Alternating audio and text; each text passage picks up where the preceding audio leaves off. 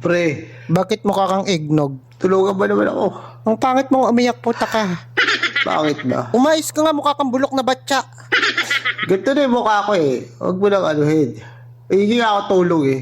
Ano ba kasi yon? Yung kasi yung kaibigan natin, nag-inuman kami kahapon. Pinagbibintangan ako. Nakinuha ko daw yung pera niya. Kaya ko bang gawin yun? Hindi ko kaya gawin yun. Bakit magkano ba kinuha mo sa kanya? 90 pesos. Hindi ko nga kinuha eh. Sorry, Hindi kala ko ko kinuha. kinuha. Pero pinagbibintangan niya ako. Nakinuha ko. Palagi mo magagawa ko ba yun? Hindi ko sisirain yung pagkaibigan namin para lang dyan sa 90 pesos na yan. Kailan mo ba kinuha yung 90? Kagabi. hindi nga ako yung kumuha. Hindi Ay, nga sorry, ako kala ko kumuha. ikaw.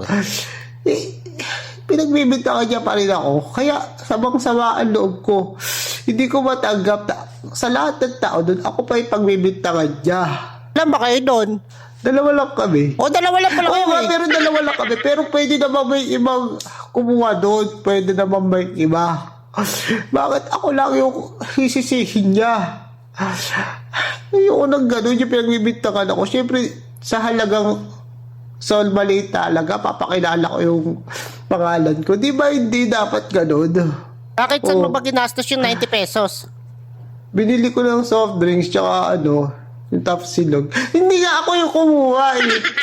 Para ka naman tanga eh.